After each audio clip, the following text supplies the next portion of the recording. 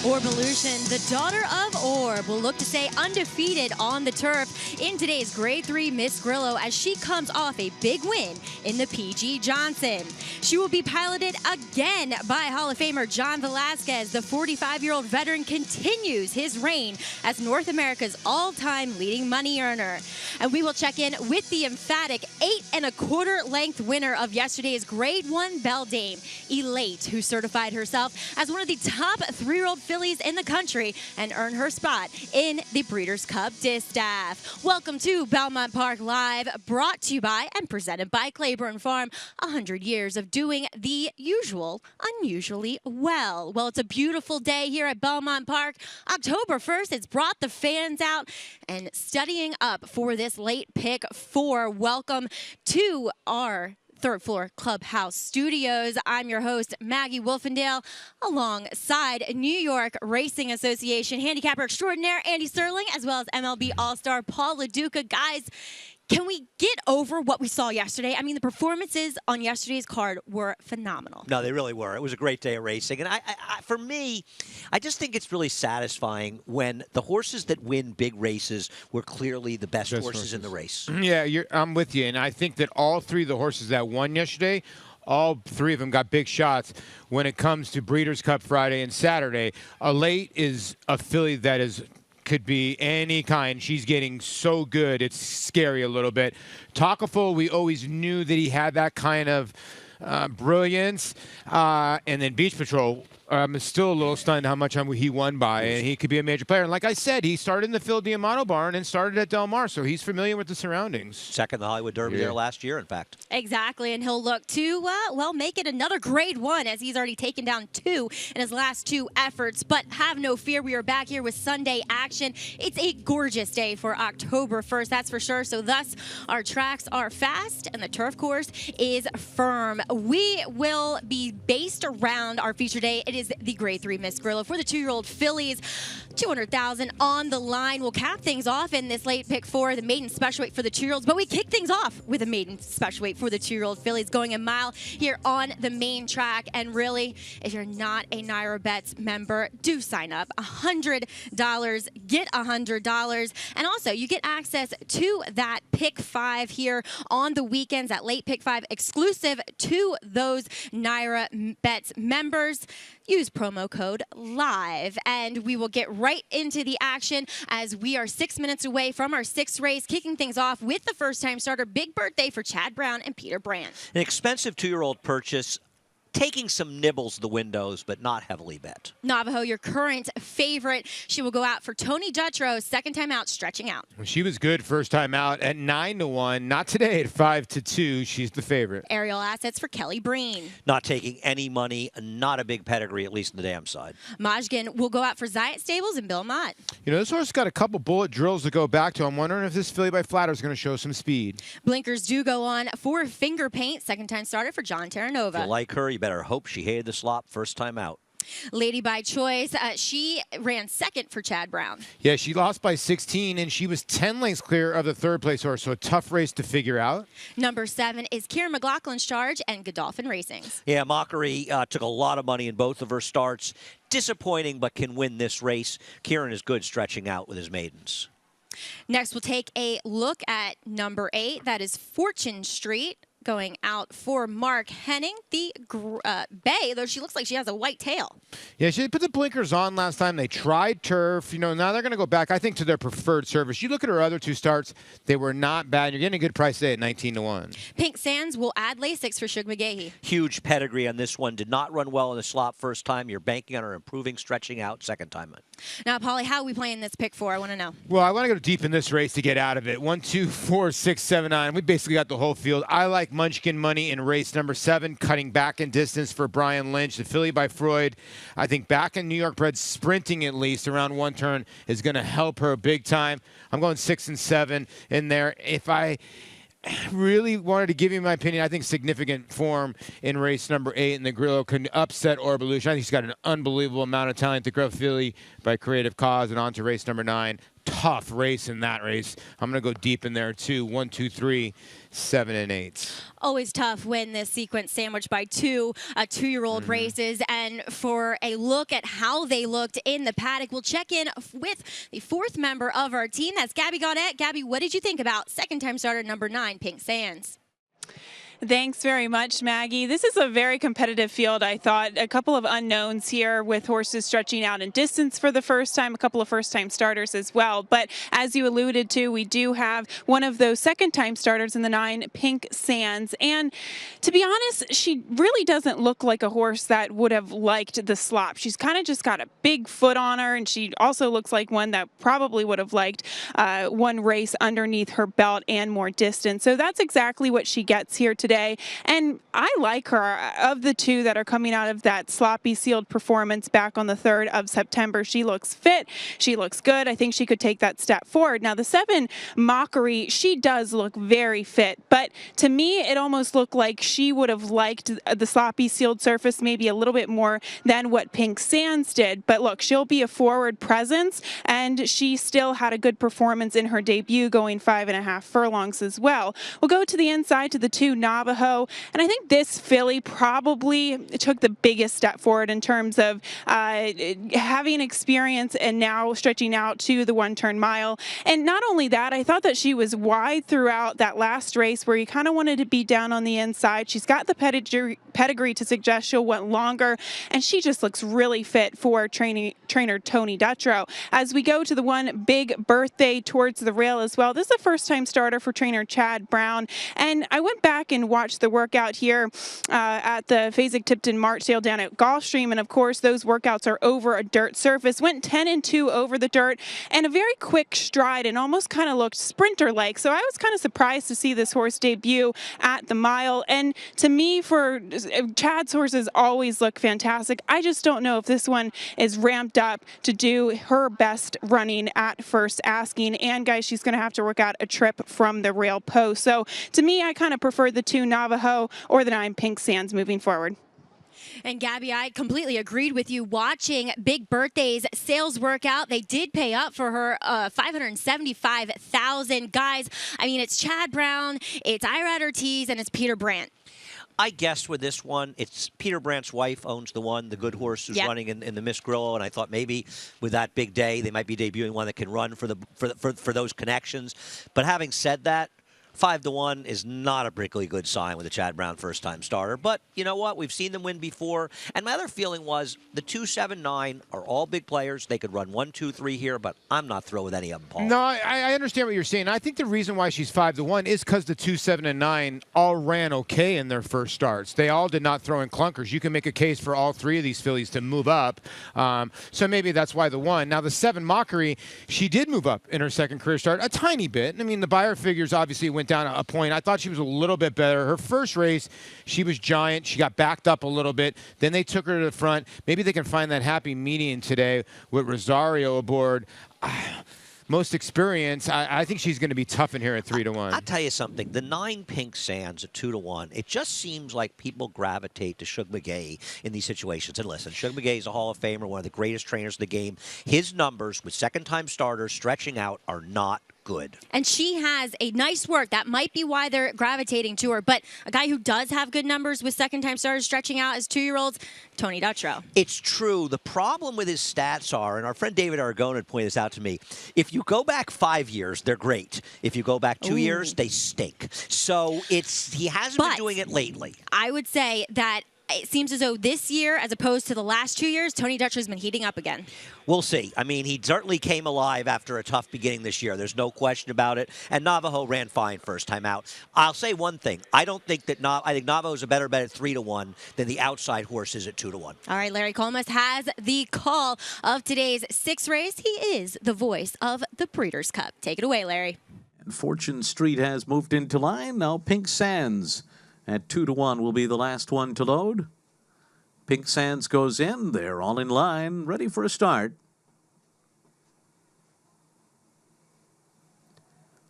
They're off. Mockery had a good beginning. Pink Sands on the outside, flashing some early speed. There goes Lady by Choice up and after the lead, and they're joined on the inside by Navajo with some early speed as well. Aerial Assets is next, and then Fortune Street to the outside, followed by Big Birthday, and at the back of the pack are Finger Paint and Mojgan. Up the backstretch, Mockery and Pink Sands emerge up top. These two by the opening quarter mile in 23.23 seconds, stride for stride on the lead. Break of another two to Navajo on the outside of Lady by Choice, and in behind them is Fortune Street in fifth.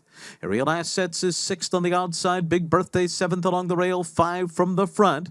Finger Paint and Mojgan trailing the field, racing for the far turn. Mockery and Pink Sands locked in battle at the half-mile pole. 46.95 was the half. Mockery by a neck.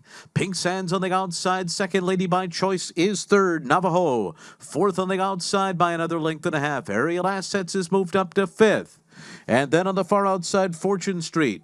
Finger Paint is getting going, and now moving up on the outside, and they're followed by Big Birthday and Mojgan, the trailer, and they're coming toward the top of the stretch. Pink Sands up and after the lead as they turn for home. On the outside, Navajo and Pink Sands, and they're right together. Navajo takes the lead. Navajo moving away from Pink Sands, and it's another 4 lengths back to Lady by Choice, Big Birthday, Aerial Assets, and Finger Paint, and they're coming down to the line, and it is Navajo and John Velasquez, and they're pulling away late to win it. Pink Sands second best under the wire, and then Aerial Assets and Big Birthday. The final time was 1 minute 37.60 seconds. Navajo easily handling the mile. Second time out here for Tony Dutrow and our man of the hour, John Velasquez. And he gave this horse a very good ride, while Mockery obviously went the lead, figured to be the speed. Pink Sands a little aggressive there, made the lead. Navajo was there to pick up the pieces, but she won and was a definitive winner of this race. Yeah, she really was. You could always tell that Pink Sands and Javier Castellano had the measure of Mockery and Joel Rosario, but he could not handle the big white face of the filly here by Union Rag. She's going to go right on by. And again, experience wins over in here. The only first-time starter that really runs is the Kelly Breen runner. The 3 Aerial Assets for third, but the 2 best horses in their debuts ran 1-2. Yeah, it seems like Big Birthday probably got a little good experience out of this race, the one. I don't know how much I want any of the also-rans near. The first 2 finished well ahead of the others. And it's the second win for John Velasquez of the day, as well as the 5th number 2 to win on the card, which is pretty ironic and unusual here, but all about Johnny V here in today's 6th race, Navajo. But it was all about Beach Patrol yesterday, as he certainly stamped himself as one of the favorites in this year's Breeders' Cup Turf. We will catch up with Chad Brown a little bit later about his charge. After siring the winners of last year's Grade 1 Test Stakes and Humana Distaff, Flatter is having another banner year in 2017. Recent stars include graded stakes winners Flatline and Favorable Outcome, plus multiple graded stakes winner West Coast, who defeated this year's Kentucky Derby, Preakness, Belmont, and Haskell winners in the Grade 1 Travers. Flatter, the successful son of A.P. Envy, standing at Claiborne Farm. Make NyraBets your home for online horse racing and betting. Use NyraBets to bet on live horse racing from around the world. Bet from anywhere, anytime using your computer or mobile device. Earn valuable reward points on bets. Play in our exclusive promotions and earn cash rebates. Sign up at NyraBets.com and start earning your sign-up bonus today. NyraBets, racing's best play. Use promo code LIVE to get a $100 new member sign-up bonus on NyraBets.com.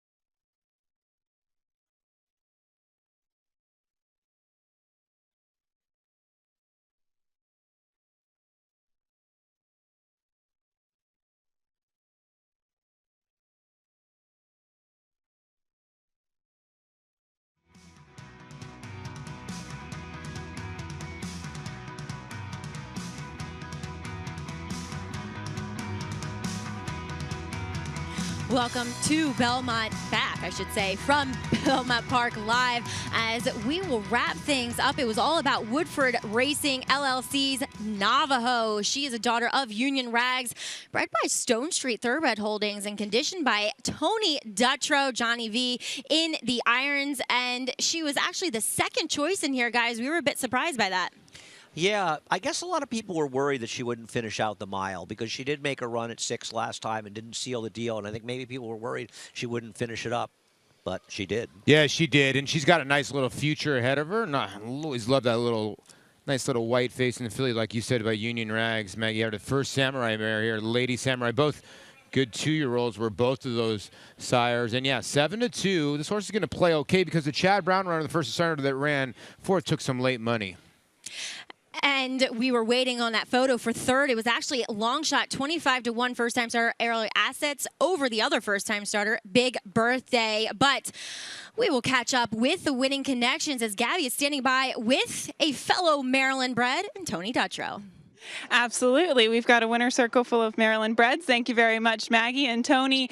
Navajo, super impressive performance today. What do you think of her performance, just kind of rating from off of the pace and doing everything very professionally? Well, she did. She absolutely did. She was the same way in her first time start at Saratoga. And she'd always acted that way, but I was very, very pleased and impressed with her being able to get the added distance today. But her professionalism's always been there, and I was just happy to see her finish up the way she did today. And do you think her first race really just helped her with that stepping stone to get that distance? As you know, it helps them all. To me, it's a practice race. Even if they win, it's a practice race. It's about learning and getting better. And she took the right step in the right direction. You think she's going to continue to get added distance after this? I have to feel good about her because she's so professional. She's so honest. She gives all she can. And I just have to feel like we did not see the best she has to offer today. Absolutely, and she kind of drew away from the rest of the field today, so looks like you have a keeper on your hands. Yeah, it's going to be fun. I hope she turns into being the 3-year-old that she looks like she could be. All right, well, congratulations, Tony. All right, back to you, Maggie. Gabby, thank you. And seems like Tony has high aspirations for this charge of Navajo. Andy, as you were saying, Tempted has to be on his mind. Yeah, I mean, the Tempted is a mile race on opening weekend at Aqueduct, which is very well positioned for 5 weeks from this weekend, I think. And then she could go on, if she does well in there, and run the Demoiselle. And, of course, Tony won with a boy last year in Motown. He skipped the Nashua, which is the male equivalent, but he won the Remsen. And Navajo returning 930 over the favorite in Pink Sands for that win wager of 1520 exacta. Well, the New York Racing Association is always leading the way in our Spanish language content. Luis Grandison and Darwin Vizcaya, they provide pre-race analysis as well as excellent race calls in Espanol. Make sure you check out Naira now for the best that Luis has to offer. This was his Bell Dame call yesterday. Moni va presionando por fuera. Moni Ponchalora se defiende brillantemente, mantiene un cuerpo y medio. Moni Ponchalora. Afuento viene avanzando Eleira. Va pasando por dentro Eleira. Ha pasado de viaje con 2, 3, 4, 5 cuerpos Eleira. Con José Ortiz se está ganando de Belden fácil. El segundo lugar va a ser siempre. Elite on total cruise control after she, well, threaded the needle here, guys. She threaded the needle, but Paul, she won like a 1-to-5 shot should. Yeah, it was some anxious moments. And like I said yesterday on air, I mean, Jose Ortiz has just got nerves of steel, was able just to sit in there. He could have went around these horses. But I tell you what, he taught her a little bit more. She's getting better and better. And without maybe a little bit of a squeeze, might have put off a nice little hat trick with the Coaching Club American Oaks, the Bell Dame, and what she won in the last time in the Alabama. I'll defer to Maggie on this as far as physicality, but watching that race, she looked like I want to say a man among boys, a woman among girls. I mean, she really just looked bigger than them, right? Exactly, and she's a 3-year-old. So, guys, she still has some growing to do, and she showed something new yesterday, and that was a fairly explosive turn of foot. Yes, it might be relative to her competition, but I thought she really stamped herself as one of the favorites for the distaff, right? Has to be considered a major player in that race. And, you know, she put a distance on those horses from being among them to blowing out to a big lead that you rarely see on the dirt. You'll see it on the turf, but you rarely see it on the dirt. No, and the thing about her is she swept by It Tiswell in the Alabama. Now, It Tiswell got tired, came back and beat Abel Tasman. We get that. It might have been a questionable ride. It probably was a questionable ride on Abel Tasman. But I still think a late, you know, after the Alabama and the breeze yesterday, that was a breeze yesterday. That was just basically a workout. But she got a little bit out of it. I'm telling you, 3-year-olds do well in the Breeders' Cup. She's a major player. Now she's got to deal with Stellar Wind and some other fillies now. Right. The older ones that are a little bit better than the ones Forever Unbridled as well. Forever Unbridled. They're big players. But I think she can, Andy. I really think she can. I do. And I do think too. you're going to get 8-1, 6-1 on her maybe on Breeders' Cup Day? No. It's hard to believe that we had such a good showdown last year between Beholder and Songbird. I'd take This 4-1, year Paul. looks to be quite a cavalry charge of very good fillies and mares, as we'll have great colts and geldings in maybe some fillies and mares as well in the Breeders' Cup turf. But Beach Patrol, he exploded away much like Elate did on the turf here in this Joe Hurst Turf Classic. He has always been a good horse. Yes, he He was a good horse before Chad Brown got him. And you could say he improved and moved forward for Chad as well. Won the Arlington Million. You got to be a good horse to win that race. He's had some tough luck in some races that he could have won earlier this year, but this was far and away his most explosive performance. No, it was. It was eye-popping. It really was. The longer this horse wants to go, the better. He can just click 24s off 24s like they're nothing. He was a really unlucky horse that had a little bit of second-itis just because he was unlucky. He's now won 2 races by open lengths. He's starting to become a dangerous horse. And as we saw Cherie DeVoe holding up that saddle tail, win and you're in, we caught up with Chad Brown to see what he thought about Beach Patrol heading to Del Mar. I was really happy the way he ran and the way he powered home. You know, trying a mile and a half was a big question mark. He had given me a feeling in the morning like he could do it, but you never know until you try. And he just ran better than we could have expected. He had been training really, really well going into the race, and I also think Joel's really gets along with this horse. Since we moved over to him on this horse, they have good chemistry together, and he really responds to him. They're a good match. He looks good this morning, so if all goes well from now until the Breeders' Cup, you'll see him out of Del Mar. We also need to check in with some other horses that ran. Now, Oscar Performance, he had that tall test of being the lone 3-year-old and trying a mile and a half. He didn't run that badly, though. I walk away from this race extremely impressed with Oscar Performance because he was in a position that he was never been comfortable in before. He was not only not in the lead, he was inside of horses and behind horses. And when that's happened in the past, he spit the bit. Yeah. Not the case here. Nobody was beating the winner. And he just got nipped for second. And the horse who beat him for second had some trouble himself, Ansville Angel. But this was a very good performance in defeat by Oscar Performance. No, it was. I thought it was very good. And if you watch the beginning of this race, Javier Castellano took New Money Honey out of his own game on purpose because the rider on the 3 was trying to get him outside of horses. He did not want to be inside of horses. I thought Oscar Performance did all he could to run a pretty good second or third in here. The horse that ran second had trouble most of the way, and Chad Brown ran 1-2, but no disgrace at all, especially when you got to sort of chase a horse that was 90-1 by yourself, got caught on the inside. I think Oscar Performance was just fine. And I love seeing the 3-year-olds do so well in yesterday's card because the 3-year-olds need to face olders in the fall and not just wait for the Breeders' Cup. And we'll see if they go westward here for the Breeders' Cup. But stay tuned. We will check in with the 3rd annual National Stair Climb for Fallen Fighter Fighters. A lot of first responders and firefighters out here at Belmont Park here today.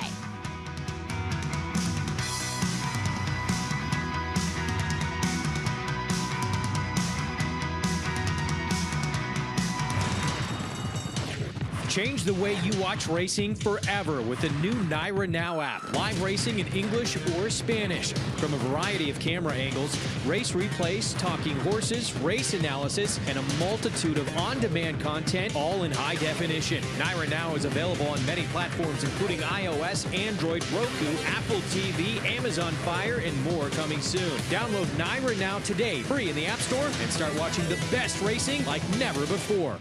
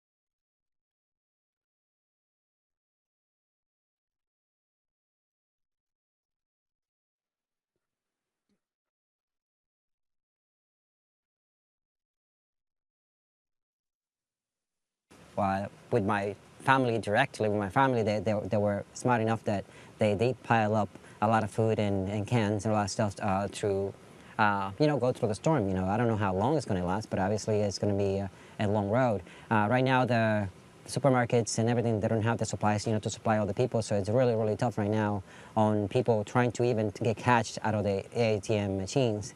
So it's a really hard situation for everyone. Okay, the message is that we have you back. We want to do everything that we can, and as soon as it's possible. I think every hour that passes is too late. So we definitely trying to do our best that we can get this thing faster than they're doing right now. And we love you. We're here for you guys. And to just echo the sentiments that Johnny said, we have your back. And really to help Hurricane Maria relief victims, check out all of these organizations here, UNICEF, United for Puerto Rico, as well as the equine-related charities, Caribbean Thoroughbred Aftercare, as well as the AAEP Disaster Relief Fund, really trying to take care of our equine athletes down there at Camarero Racetrack. And as Johnny said, there's so much going on in this world. Do what you can to help out these victims in Puerto Rico, as well as the victims here at home that we've experienced from this awful season of hurricanes. Switching gears here, we'll take a look at race number 7. Birds look as though they're enjoying this nice weather here. Race number 7 is well, if you're a New Yorker, you know about the LIRR, and these are New York-bred fillies and mares going 7/8 here on the turf course. And guys, Munchkin Money, she's been the beaten favorite in her last 2 efforts after that huge performance we saw here at Belmont. Will she get back to that today? Well, Paul and I are hoping she will, and so are a lot of people, because she's not going to be 3-1. She's going to be a heavy favorite here. Arguably, she didn't get the best of trips, maybe taken back too far, 2 back, and last time out, taken out of her game a little bit, 3 wide when you probably wanted to be inside. I didn't think it was the best of trips. I thought it accounted for her loss in there, but you know what? Today's the day she's got to put up or shut up. Yeah, she does. The horse on the inside sort of beat her to the spot a tiny bit, pushed her out a little bit, the 10, and I'm wondering if it bothered her. She tries to stay on right here, but the 10 just had more than she did on this day. And, it might have discouraged her a tiny bit as she starts to tire a little bit, and then the 1 is sort of going to go by her a tiny bit here late in the late stages. I thought it was a good effort. Like I said, the 10 sort of pushed her out, but she stayed on. Maggie, you make a good point, Maggie. The race 3 back, if she repeats, she wins. And she's actually one of the ones turning back here to the 7. One stretching out a furlong is number 11. It's in the stars for Mark Casse. The blinkers come off this filly who was beaten only half a length, but by a big long shot last time out in Queen of Spades as the favorite. I don't get her in the winner's circle. I don't like this horse at all. I think she's a terrible second choice in here. This is a much tougher field, which you alluded to, Maggie. And for my money, she should have gotten it done last time. She probably should have gotten it done the time before that. I'm just a little tired of her. Yeah, I'm with you on this one. And the reason why is when you have a top-notch trainer like Mark Casse, and the horse has been favored 3 times, and you're tinkering already with a 3-year-old with the blinkers off, with the blinkers going on, a little bit of this and a little bit of that. Meanwhile, 5 turf tries, no wins, the lone win on synthetic. And what's her excuse here? She has plenty of room, and she's just running in place, and I just think this is a much tougher field. Yeah, I have to agree with you there, but we'll check in with Gabby, who is bringing you the paddock report, and as always, brought to you by Shadwell Farm, building speed for the future. Gabby, tell us how Munchkin Money looks. Well, thanks very much, Maggie. We'll talk about a couple of horses who are turning back in distance, and one of them is your current favorite in the 5 Munchkin Money. And I can completely agree with you guys that she's been a bit of a money burner lately, but I actually don't mind her turning back in distance. A lot of the time, you like to see horses who are trying sprint distances to kind of be rounded out and built up behind the saddle, and that's kind of what I see from her. And look, she does, at least in her last start, kind of look like she hung a little bit in the late stages, but that may be because she doesn't want to go that far. So turning back in distance, the last time she did this was going the mile here at Belmont a few starts back, and she was victorious. So I do not mind her getting less distance today. Now, the one Sweet August Lady, she is getting blinkers on for the first time. She's getting French cut blinkers with the hole kind of in the side to still see some of her competitors. And one thing that I've noticed about her and some of her starts is that she hasn't gotten gotten out of the gate very cleanly, including her last start. She leaned on the gate, she broke poorly, and she was really at a loss from the get-go. So maybe with the blinkers on today will help her focus and get her out of the gate a bit better. Although she does kind of look like she'd prefer a little bit longer, the key for her is to break cleanly. And lastly, the 3 Alabama Bound. I really don't mind how this filly looks. She looks great in the coat. She looks fit, but she doesn't always win that often. She's 1 for 13 on the turf, 1 for 13 in her career. She gets blinkers on as well. And for me, I think that's probably just to get some speed into her because she is pretty covered up in terms of the blinkers. And I like her turning back in distance. She just kind of seems like more of a one-turn type of horse to me. I know she's got speed, and you would think that 2 turns would be preferred because she can harness that speed, but that might not be the case. So if you're looking for an alternative other than the likely 2 favorites in here, guys, maybe take a look at the 3 Alabama Bound.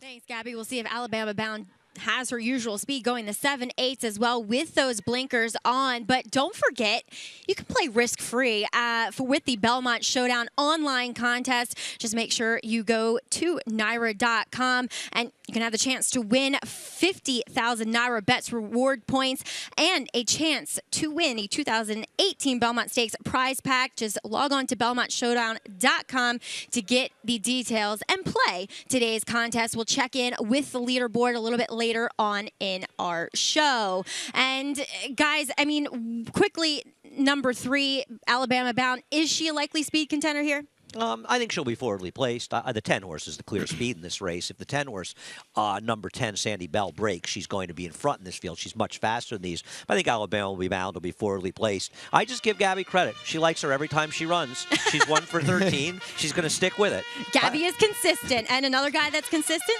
Sam the Bugler, as he brings the call to post each and every day here at our NYRA tracks. Number 1 is Sweet August Lady, Chad Brown, and Wise Racing. It's an interesting horse turning back. They didn't have the best of trips last time. I still want to see a fast race from her.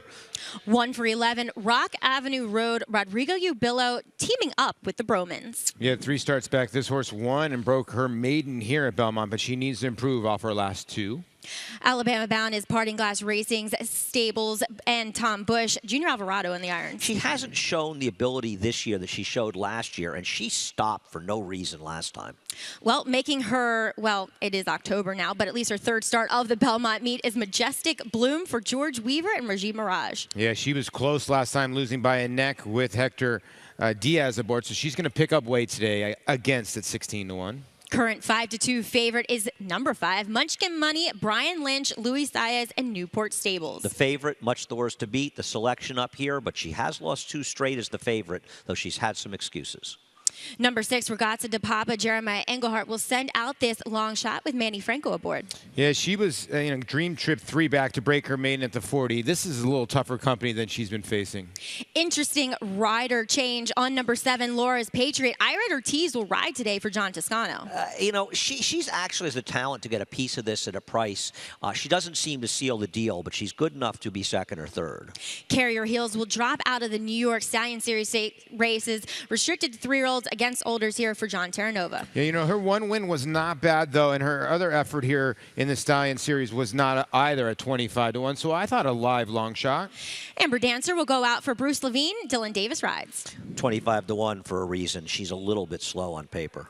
Sandy Bell goes out of the barn for Rick Schosberg. Jose Lascano aboard for Clear Star Stables. Yeah, crushed her group in an off-the-turf event, but to me, the horse to catch, but I don't know if she's going to have much stick late. Johnny V will look for his 3rd win here today aboard It's in the Stars. Mark Cassie takes the blinkers off. She keeps finishing just close enough to keep drawing people back in, but she cannot seal the deal.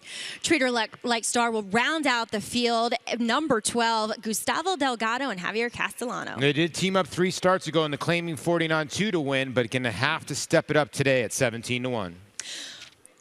Will the stars align here in race number 7 as the outside stall is occupied by In the Stars and Treat Her Like Stars? Stay tuned to Belmont Park Live.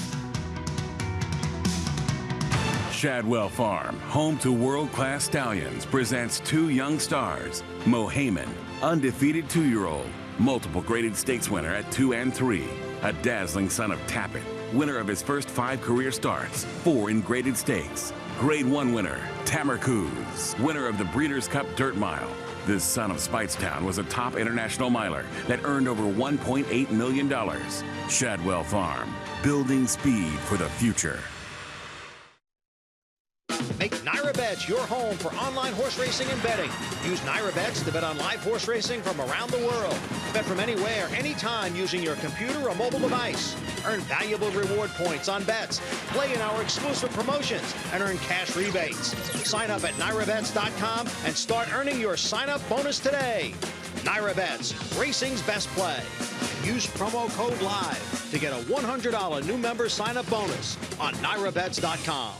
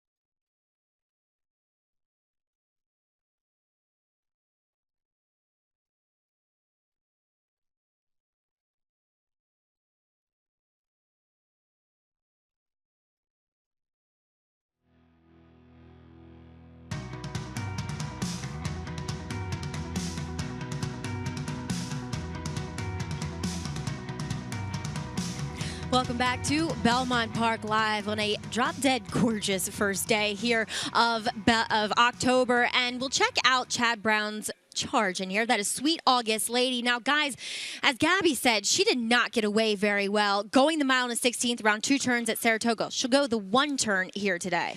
Anytime you get a reasonable price on Chad Brown, if you like them, you should bet them. And you see those great numbers turning back in distances at Belmont Park, where you're going 6 or 7 in the sprints. And, yeah, she was far behind. Chad's putting blinkers on, get her more in the game. My problem, and Paul, you and I talked about this horse in Saratoga. I remember 2 back. We both sort of said this horse is 3-1. Based on what? Yeah, it's true. And it was based on a decent effort against Maidens first time on the turf. You know, her other race that was rained off the turf, she didn't run bad. They still bet her. I mean, she's been bet in most of her starts. Her last effort, she was cold on the board, and she ran like it, which worries me a little bit. Today, she's getting bet. Is she good enough? Based on the races she's run, is she good enough? I don't know, but he's starting to turn to me, Chad Brown, like Bob Baffert. I don't question his moves. It's like when he's putting blinkers on, watch her be close. She just went 5-4. Yeah, right? Yeah, she might be tough in here. You never know. Well, she'll have to break and deal with the inside post position as well, but not having to deal with that dilemma is number 11 here. It's in the stars, and for more on her, we'll check in with Gabby. Thanks, Maggie. Yeah, checking in with both of the stars here, but we'll start with the number 11. It's in the stars. And the blinkers come off this filly today. She's had them on for the past 2 starts. But the thing about her, she didn't have blinkers on for her first couple of starts. And I really don't know if it's going to make that much of a difference. And considering that she's 4-1, going against some other horses with an outside post position, I just can't really promote betting a horse like this at 4-1 who just doesn't seem to have that will to win. Look, she looks great. She's dappled. She looks fit, but I'm not really her biggest fan. As we'll go to the 12, Treat Her Like Star for trainer Gustavo Delgado. And the pair in Gustavo and Javier Castellano, they teamed up for a victory 3 starts back. And I have been against her in her last 2 starts because I thought that she had a perfect trip in that particular race against $40,000 claimers. But she was also 6-1, 5-1 in that race. Today, she is 18-1. And guys, I think she's getting lost a little bit. And couldn't she maybe work out a similar trip that she did 3 starts back when she won? Thanks, Gabby. What do you guys think? I mean, does the outside post affect her negatively, or could it be a positive? I don't worry about the post as much. And listen, if somebody likes a horse at 20-1, bet them. I don't see it, Paul. I don't either, but I think it's a positive to be on the outside. You look at her one time on the inside. She didn't run bad against Epping Forest way back in April, but she got left. So on the outside, Maggie, her race last time was not that bad. If you buy into the 11, you have to buy into the 12. Then to both of them, they were right behind each other. That is true. They did run similar. And graduating to allowance ranks here is number 10, Sandy Bell. Does she say go to the lead and say bye-bye? Well, you know, yesterday before the rain, or prior days yesterday, speed had been very good in the Widener turf course. The rain may have changed that a little bit. Even though we're firm, it changed a little bit. She's going to need every bit of help she can get trying to get 7 furlongs in the front end.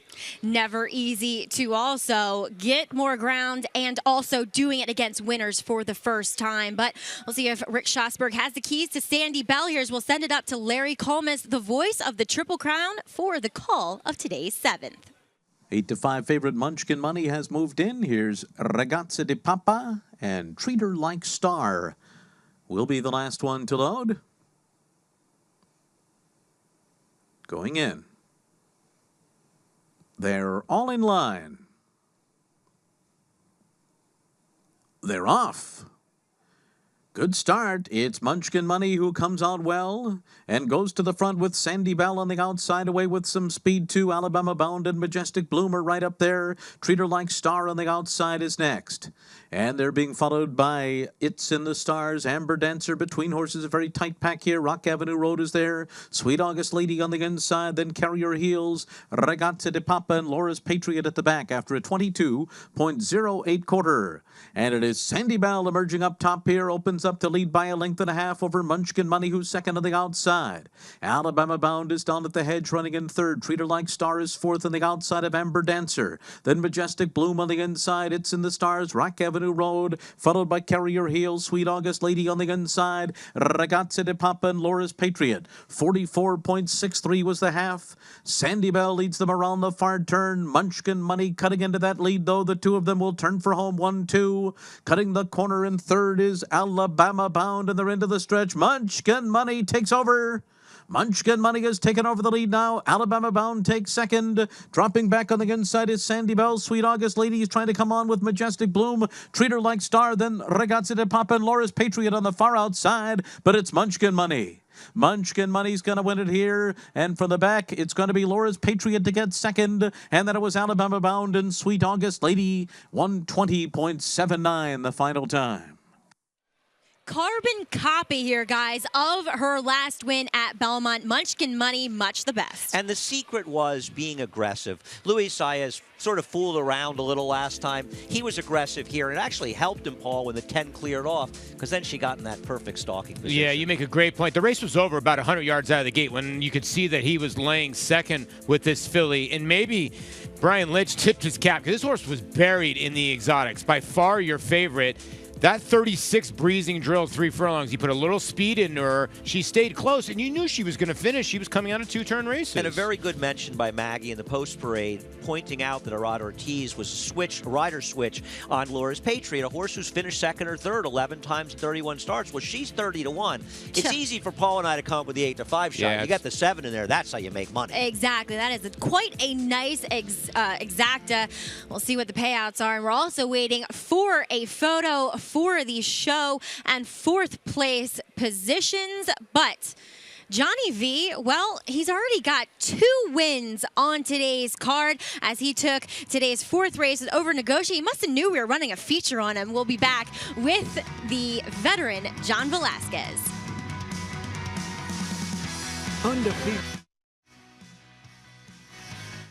Undefeated in sprint competition, Eclipse champion Run Happy captured 3 Grade 1 victories and set blistering speed records at both Keeneland and Saratoga. In the Breeders' Cup Sprint, he dominated the world's fastest runners, going 6 furlongs in a record-breaking 108 and change. The only horse nominated for 3 Eclipse Awards, Run Happy was crowned champion male sprinter, all the while racing 100% drug-free. Champion, millionaire, record breaker, Run Happy, standing at Claiborne Farm.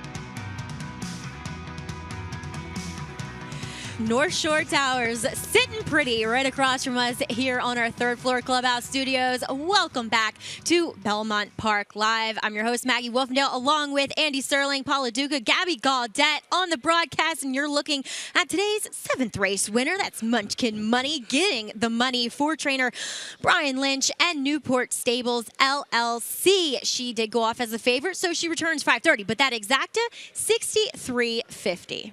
No, and Alabama Bound, a logical horse for a try that paid over $600 for $2. Gabby Gaudette standing by with the winning connections. Thank you very much, Maggie, here with winning jockey Luis Saez, who was aboard this mare last time out as well. Luis, do you think that the cutback in distance is just kind of her preferred distance? I don't know. Today she ran pretty good. Last time she was a little ranky. So today I think the distance, I don't know, the helping, the speed, she was, comfortable. And when I came to the stretch, she take off, And she's another filly, too, that maybe even going longer distances in the past, she was farther back. But today, you took a little bit more of an aggressive approach. Do you think that made all the difference?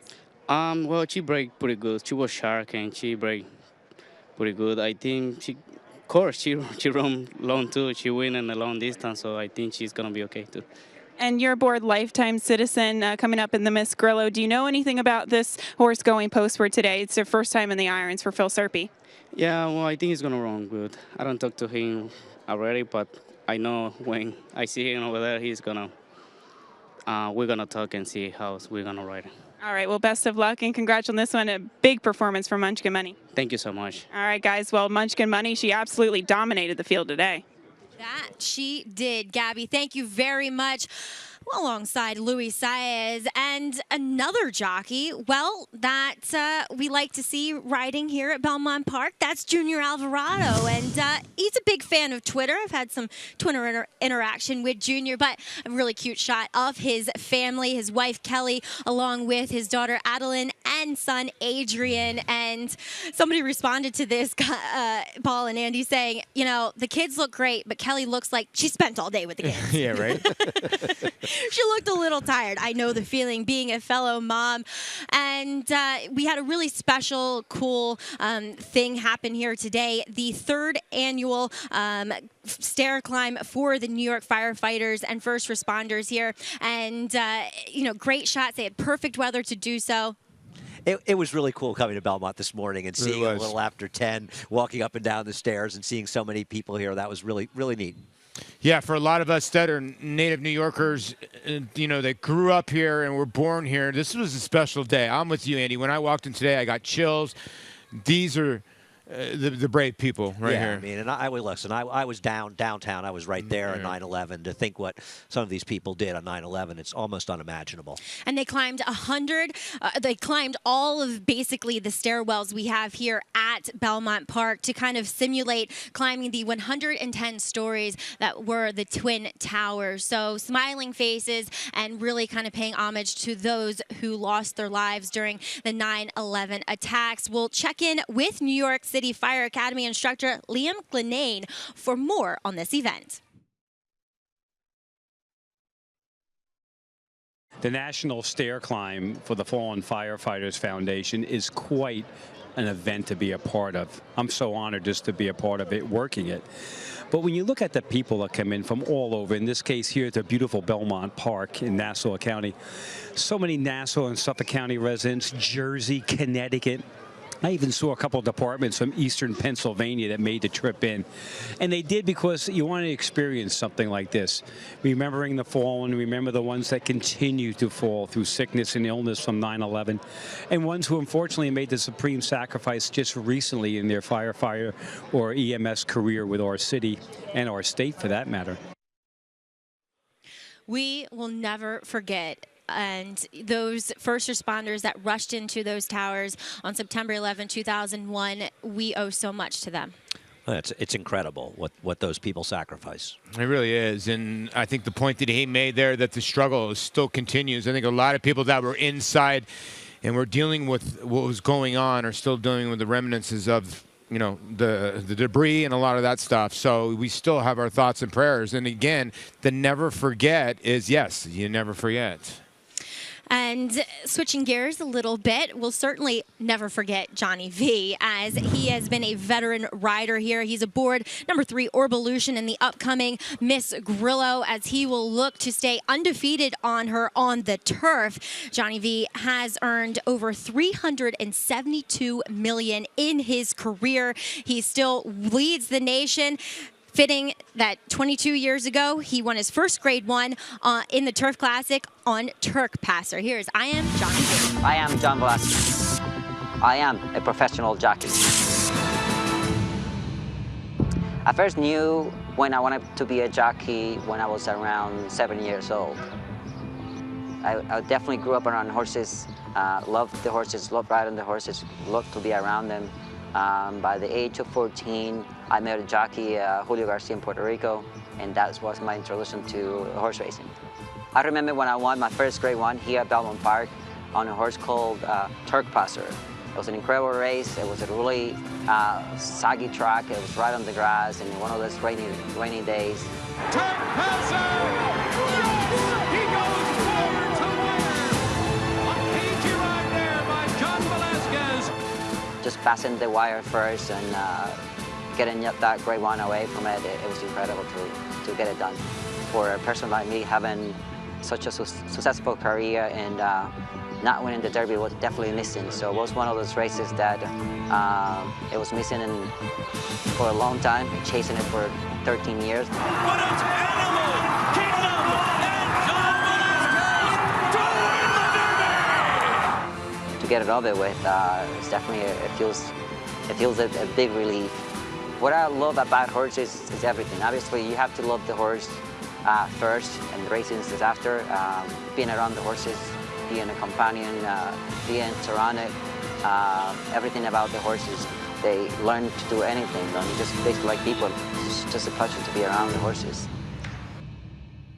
45 years young and showing no signs of slowing down, as he will search for his 17th graded stakes victory in today's Grade 3 Miss Grillo aboard that filly there, Orvolution. He, Todd Pletcher, and Star Ladies will try to take down this field. Stay tuned. Belmont Park Live is coming right back.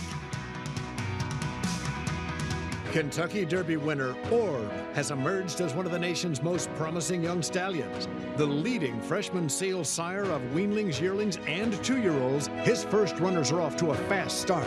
His debut winners have dazzled on the track, scoring on both dirt and turf.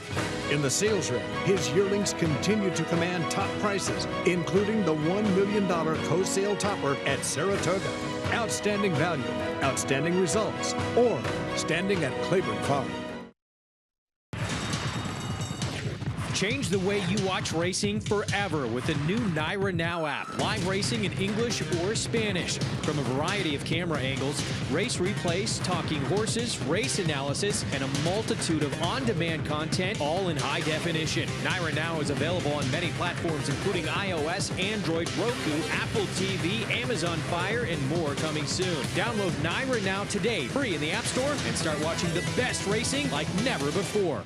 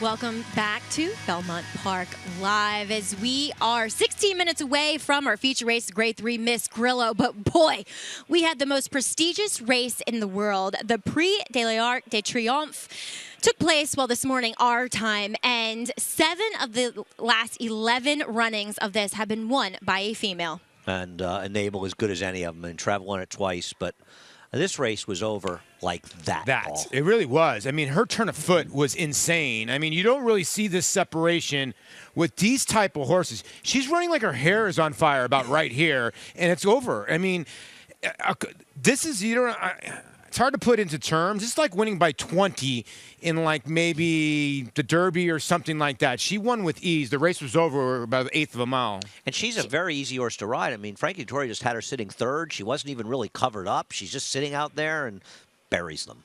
3-year-old filly Frankie setting a record, winning the ARC for the 5th time. What a performance, though. She's not coming to Del Mar, John Gosden said, for the Filly and Mare Turf. But she may run next year. They alluded to that, so looking forward to that. Frankie was very excited about that in the post-race interview. But if you want to play Shanti, as well as 200 different tracks worldwide, make sure you sign up, NyraBets.com. $100 sign-up bonus. Make sure you use promo code LIVE as we will check out the field for today's Miss Grillo, and we'll start by talking about number 7 in here, Significant Form. She looks like a significant favorite as well. You know, she's a slight favorite in pick 3. She is an overwhelming favorite in the double, and I'll be honest with you, I think she's supposed to be the favorite in this race. I think she's the best horse based on their races. I know Evolution's won 2 races, including the stake. She beat nobody in the stake last time out with a perfect trip up the rail. Significant Form must have fell on the first turn and still won. Though, technically, she's still a maiden, and with a troubled trip, her rider, Irad Ortiz, is standing by with Gabby Gaudet. Yes, he is, Maggie. Thank you very much. And Irad, you were aboard Significant Form in her first start. Irad, what exactly happened going into the first turn from your interpretation? Well, she was first-timer, 2-year-old fillies. They kind of do that. They don't know too much. And we go into the first turn, and she spoke with something, spoke in, and unfortunately, the other horse killed heels, and she was taken down. But I've been working her, and she's a lot more focused, and she learned from that, and she learned from the first race a lot. But for a first-time starter, she overcame that trouble to just go on and an impressive performance. That had to have been kind of encouraging for you as well. Yes, it's hard to do that. Not too many 2-year-olds can do that. Going mile and 16 first time, have all that problems in the first turn, lay back, come back, stay in the group, and tip him out and give a good kick, and she did, so that was impressive. And she's also been working in company with Africa, the other Chad Brown runner. What have you seen from her in the morning? Just as much talent as she showed in the afternoon in her debut?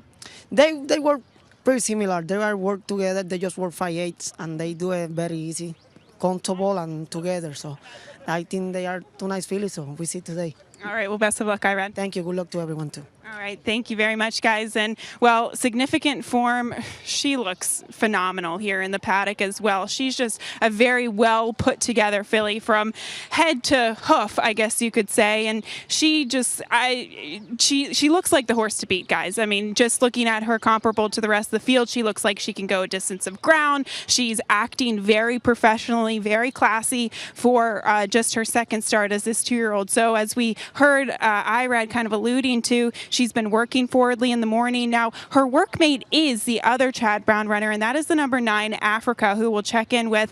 And to me, looking at the 2 Chad runners, I kind of just feel like Significant Form is farther along in terms of getting this distance today, whereas Africa's a little bit more lightly framed, kind of on that side here, too. And looking at the workout report, she looks like she's been keeping up with Significant Form, but Significant Form has been slightly outworking hers. But it looks like both these Chad Brown runners do have a shot here, but your current favorite is the 6 Orbelution, and she's dappled from head to toe, guys. I can't say anything negatively about her. She looks healthy, she looks fit, she looks like a good filly too, but there's no overlooking the fact that she has had really good trips in her last 2 starts, and today when she's going against the likes of perhaps a really talented filly in Significant Form, can she continue to move forward? She does, though, guys, have the experience edge. That is very true, Gabby, as she makes her 5th start of her career. And Gabby Gaudet's paddock analysis brought to us by Shadwell Farm, as they are building speed for the future. I would say so with the win by Takaffel yesterday. But guys, Orbelution, she's 2 for 2 on the turf. She's won both of those starts by open lengths as well. I don't want to knock her. She's done fine in those races. I don't think she beat anybody, and she's had absolutely terrific trips, particularly last time when she just came through a very strong rail and beat them. But she doesn't do anything wrong, as they like to say, and I'm not trying to knock her. She's okay. I just prefer the 7. Yeah, I'm with you. The 7 was so good first time out. You sort of got to sometimes worry a little bit about one race numbers because you don't know who the 7 beat. Now, Orbelution, the thing that she has on the 7 and why she's the favorite, she's got that second win, and it was against Graded Stakes. Both of her wins have been impressive. I have to give her a little bit of credit, but I'm with you. The 7, I mean, I bet her first time out, and she deserved to be disqualified. She spooked, like Irad said, and she took out the 4. And it wasn't even what she took out the 4. She took out the horse that behind. It was made her get taken down that day, but she was just so good after that. But she also stumbled very badly herself. Yeah. So while she was justifiably DQ'd and she came in and interfered with ultimately, as you said, a few horses, she stumbled badly too and still regathered herself. I know somebody who's so impressed by her. He's got 35 to 1 on her to win the Breeders' Cup Juvenile Filly Turf Race. That guy must be very smart. Yeah, I'm very smart. I was, Oh, right? was you? Yeah. Well, what ended up happening was, if you look into the 9 Africa, what happened right after she got taken down, I called up my buddy in Las Vegas and said, I want her for the Breeders' Cup Juvenile. But you look at the 9, here's the thing. These Chad Brown runners, I just can't dismiss. Now I'm getting 10 to 1 on a French filly. I get it. She's been running 6 furlongs, 7 furlongs on the turf over there.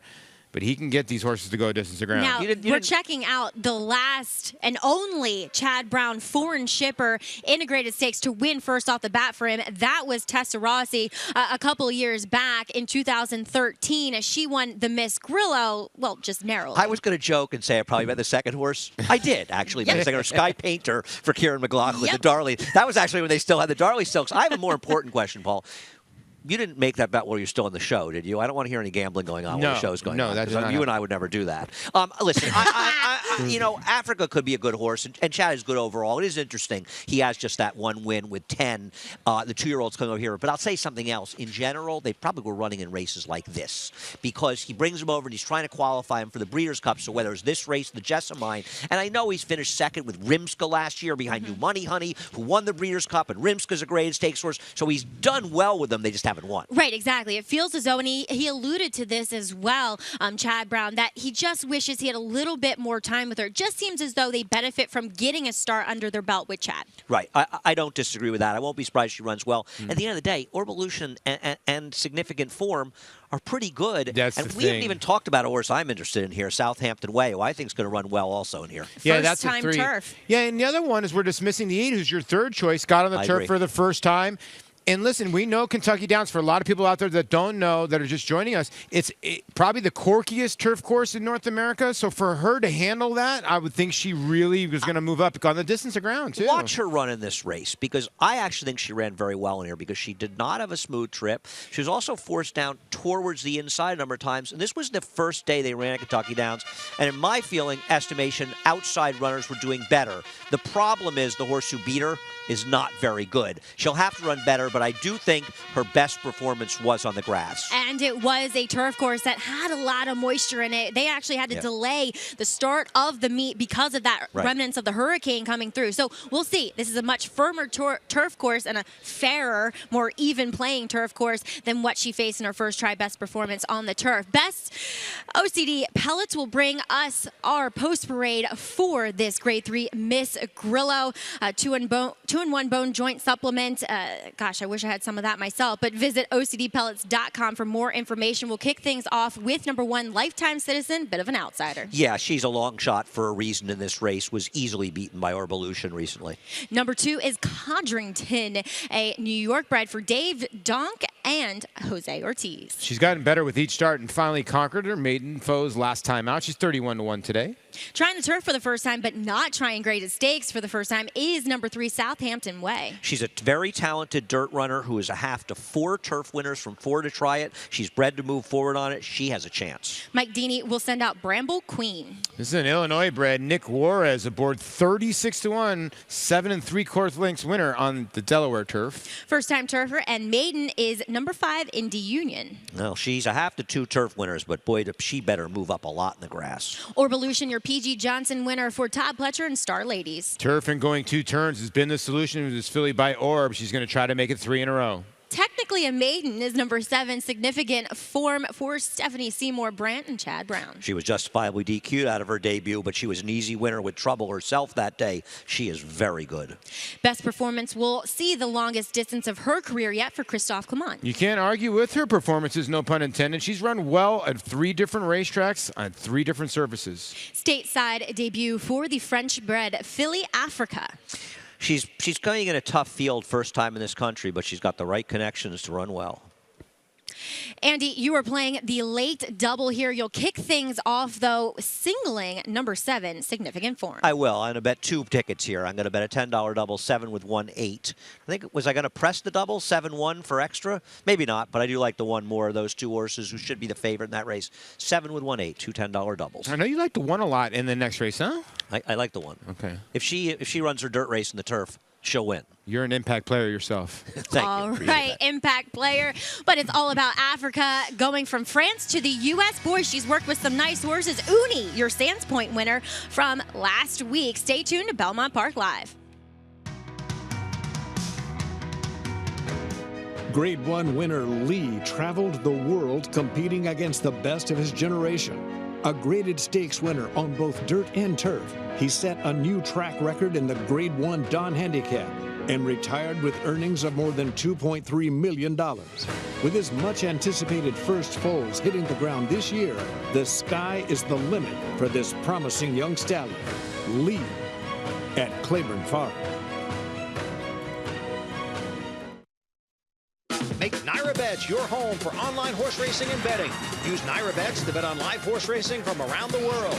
Bet from anywhere, anytime using your computer or mobile device. Earn valuable reward points on bets. Play in our exclusive promotions and earn cash rebates.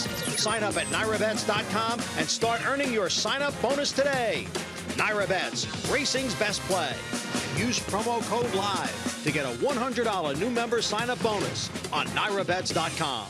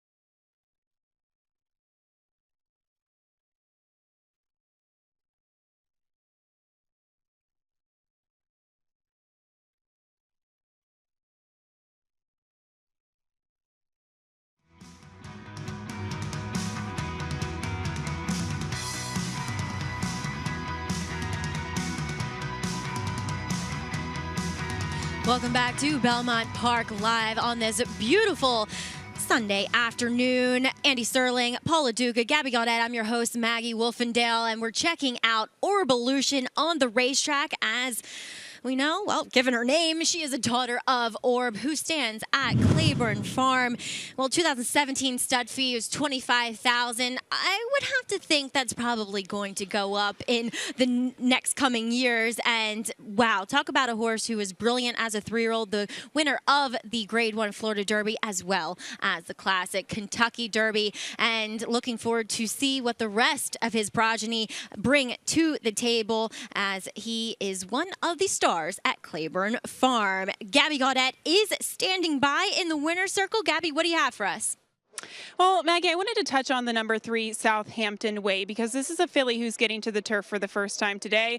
And I must say, although significant form does look the best, this filly looks absolutely incredible today. And not only that, she looks nothing like a sprinter. She's long, lanky. She's got a huge turf hoof on her as well. So I would think that with distance and switching to the turf, she's going to take a huge step forward. And I was talking to her connections, Hunter Rankin, who's the president of Sagamore Farm, and he said that they've always thought highly of her on the turf.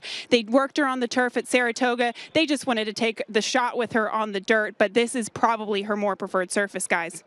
Gabby, she's a very intriguing runner, but it's all about significant form and Orbelution as Johnny V throws down with Irad Ortiz. We'll see who brings the goods here in today's Grade 3 Miss Grillo. Larry Colmus with the call. And here's Africa taking the outside stall. Goes in. They're all in line.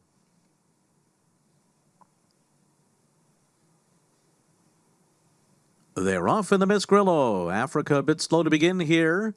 On the inside, it is Lifetime Citizen. Codrington is out well. Southampton Way to the outside. Significant Form is away running in fourth.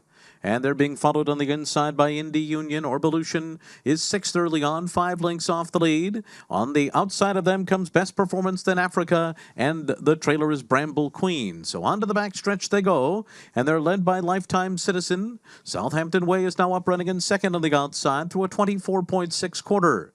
Significant Form is 2.5 lengths off the leaders in third, and they're followed by Codrington, Orbelution on the outside, free of traffic, 3 deep.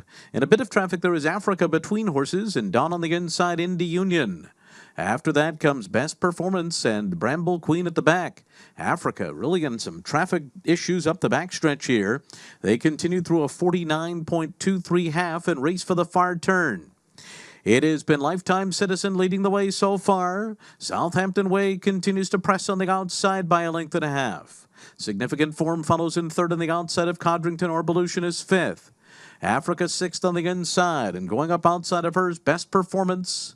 Break of another 2.5 to Bramble Queen, moving alongside of Indy Union at the back of the pack. Lifetime Citizen, a huge long shot, takes him to the top of the stretch in front here in the Miss Grillo. And here on the outside comes Significant Form to take her on. Orbelution is there, and so too Best Performance on the far outside. Into the final 16th. Significant Form has emerged with the lead here. Best Performance on the outside tries to run with her. Orbelution is third. Significant Form has the lead down to the wire. Significant Form takes the Miss Grillo over Best Performance. Orbelution was third. Bramble Queen came on for fourth. The final time was 1 minute 42.29 seconds. Significant Form, well, she certainly tipped her hand as having talent in that debut. She gets a much more likable trip today and wins, holding off a very good performance by Best Performance. No, I agree. Best Performance was terrific in defeat, making that big wide move around the turn. Irad was very confident, I think, with Significant Form. Looked like the others might swallow up for a second, but she proved best in this race. A nice performance. I thought she was giant. You know, the first turn, he could have tried to tuck in, and I looked at you and I said, you know what, I think Irad's not going to mess with her today. He's going to leave her 4 wide. She was never covered the whole way. She was 3 to 4 wide all the way down the backside. Proved to be best. The 8 took a big shot at her, so did Orbelution, who was tracking her. She proved that this could be your Breeders' Cup Turf filly 2-year-old favorite going into the race. I'm telling you right now. You know, and I think the other thing to remember, these are good horses. This race comes up pretty strong. They put a lot of distance to the others, and Best Performance, who had run well at Kentucky Down, she certainly backed that up here. But I think you're right about Significant Performance. A very good point, Paul. She was never covered up, and you want to be covered up at some point. But I don't think Orbelution had the best of trips either. She was 3 wide. No, she was wide the most of the way. We made a comment that both of the favorites were probably ridden with care a little bit. Here's the head-on of the stretch, and watch Irad. Does it get a little tight in between horses with Orbelution and Best Performance? A tiny bit. But nothing to kind of make us stink over. And furthermore, she's a filly that we've shown she can go through a tiny hole. I think the other two were just better. And I'll say something about Orbelution. She didn't win here, but she had 2 perfect trips. Today, she didn't have a perfect trip. She didn't win, but she ran well in here. You could argue in some ways in defeat, she actually ran her best race. You're also right, Paul.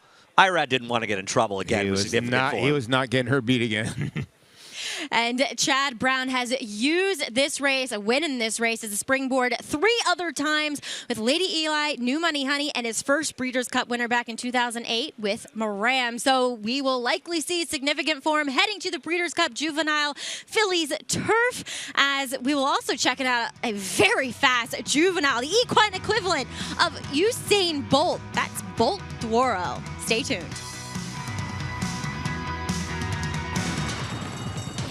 Change the way you watch racing forever with the new Naira Now app. Live racing in English or Spanish. From a variety of camera angles, race replays, talking horses, race analysis, and a multitude of on-demand content, all in high definition. Naira Now is available on many platforms, including iOS, Android, Roku, Apple TV, Amazon Fire, and more coming soon. Download Naira Now today, free in the App Store, and start watching the best racing like never before.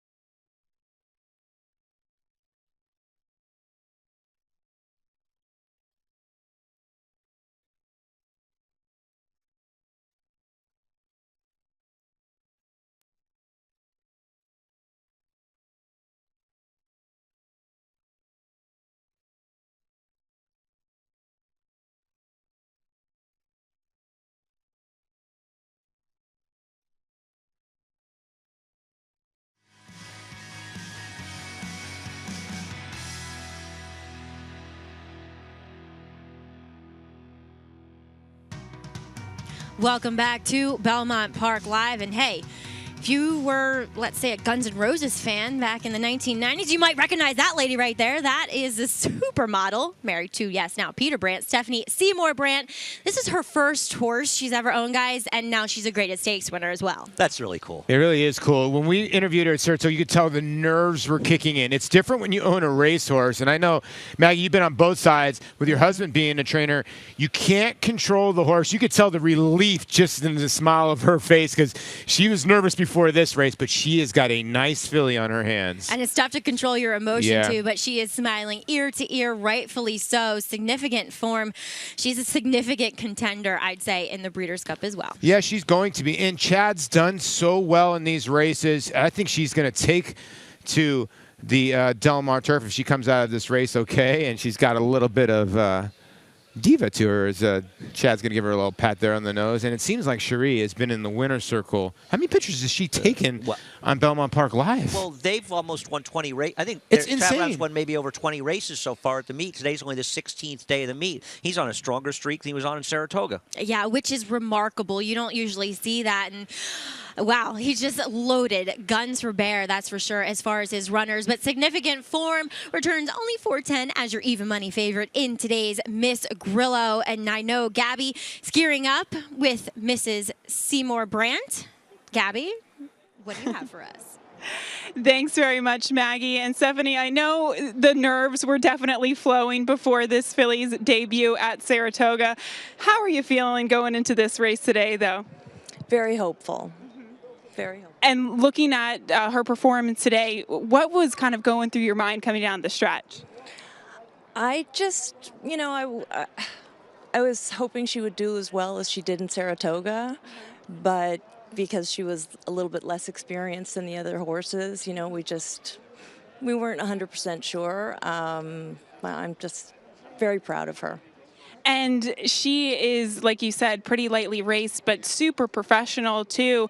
Today, this is the first horse that you've ever owned. What an incredible performance and what an incredible horse. How does that feel to have such a talented horse as your first horse that you've ever owned? amazing. She was a birthday present from my husband. So, and it's wonderful. Great feeling. Well, it definitely, hopefully we keep you coming back here and you keep on getting more and more horses, but congratulations with significant form. Looks like you have a really talented filly on your hands. Thank you. I'm hooked. I love horse racing. All right, that's what we like to hear, guys. She's already hooked.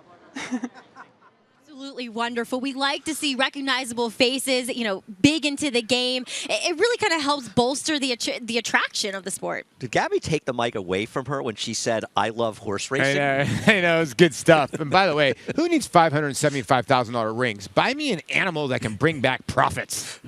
I'm sure that's what Stephanie said to her husband. And she did say in that interview I did with her in Saratoga that Chad picked this filly out from the OBS April sale, and they paid up for her, but she's certainly paying dividends for that purchase price. Now, the pick 5 is, the late pick 5 that is only accessible to Naira Bets customers, and don't forget, you have one more weekend to play as it will be part of the Jockey Club Gold Cup Day. Really looking forward to that, but today, looks as though we started things out on a huge note.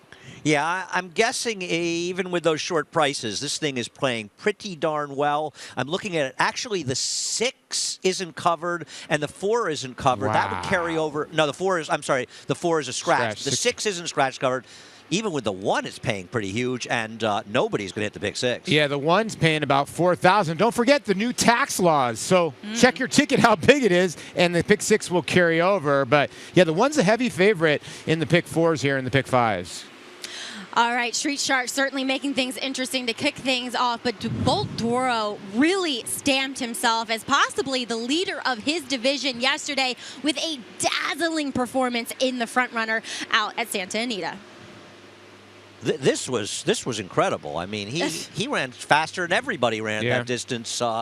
This horse has to be the huge favorite for the Breeders' Cup. I mean, we still have the Champagne to run here, but they better run big to be favored over him. Well, the Ruiz family, they got into this game with, wow, some gusto. About 3-4 years ago, started buying horses. Shelby won a Grade 1 at Del Mar. Mick, the junior, was a leading rider in Arizona. So the whole family knows exactly what they're doing. This horse is won by open lengths, Maggie, at Del Mar, too, and Santa Anita.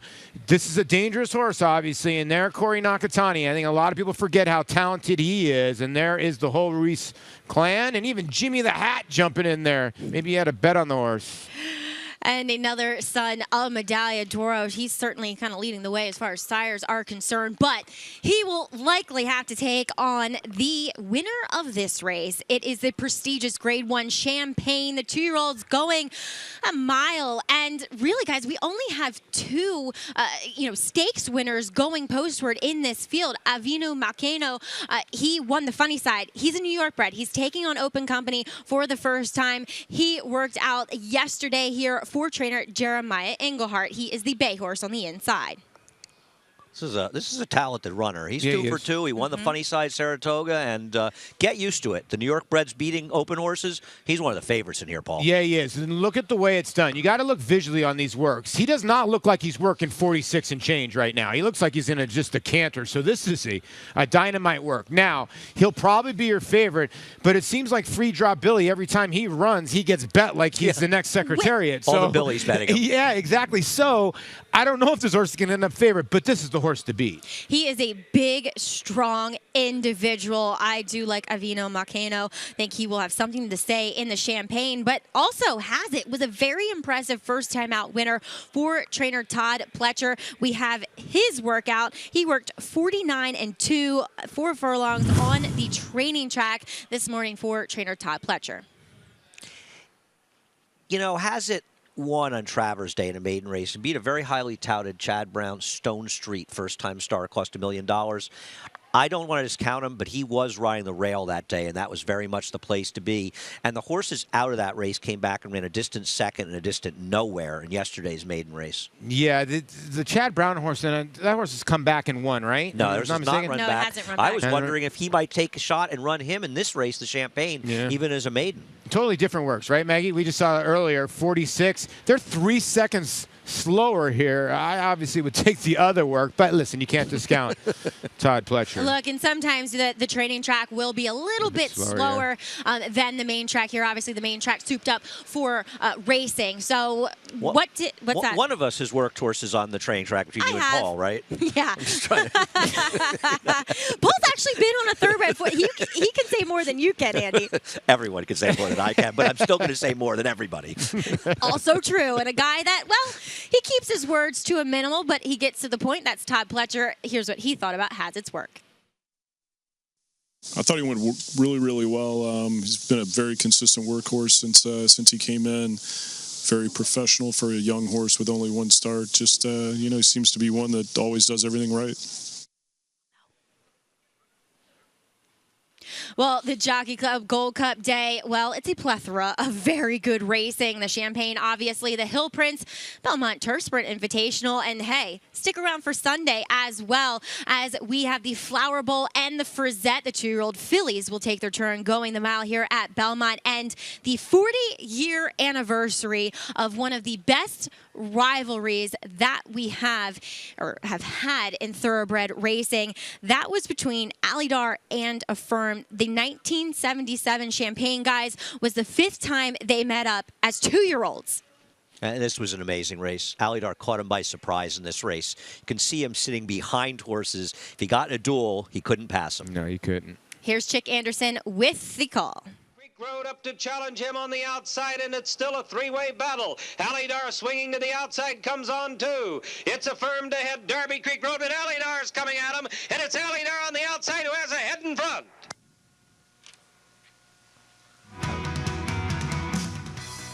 Yeah, Alydar won.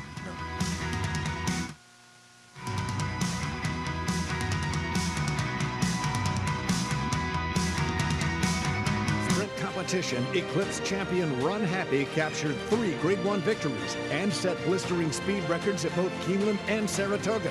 In the Breeders' Cup Sprint, he dominated the world's fastest runners, going 6 furlongs in a record-breaking 1:08 and change.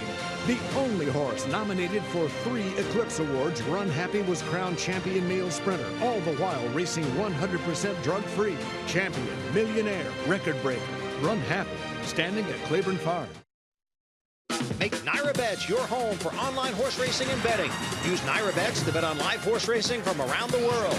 Bet from anywhere, anytime using your computer or mobile device. Earn valuable reward points on bets. Play in our exclusive promotions and earn cash rebates. Sign up at NyraBets.com and start earning your sign-up bonus today. NyraBets, racing's best play. Use promo code LIVE to get a $100 new member sign-up bonus on NyraBets.com.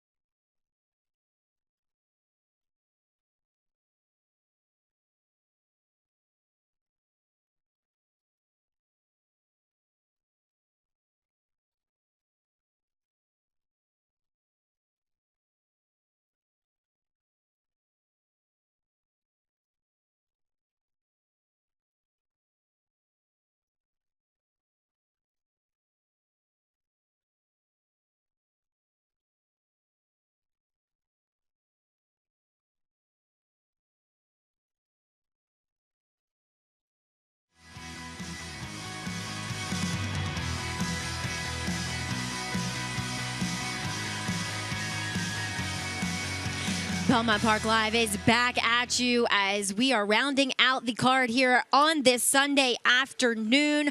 But as always, we are presented by Claiborne Farm, and Claiborne standing the champion sprinter Run Happy. He also occupies stall number 1, a pretty prestigious stall to occupy at the farm to fulfill his stud duties. He is standing for $25,000. He is a horse that has won on all different kinds of tracks, undefeated at sprint distances, all while doing it 100% drug-free. He also owns a track record at Keeneland when he won the 2015 Breeders' Cup Sprint. Check out Run Happy at Claiborne Farm.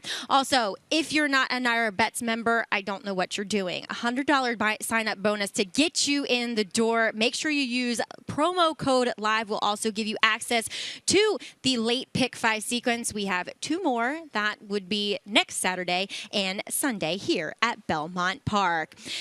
What a beautiful sunset we have for tonight's last race. It's for the 2-year-olds. We're going 6 furlongs on the turf course.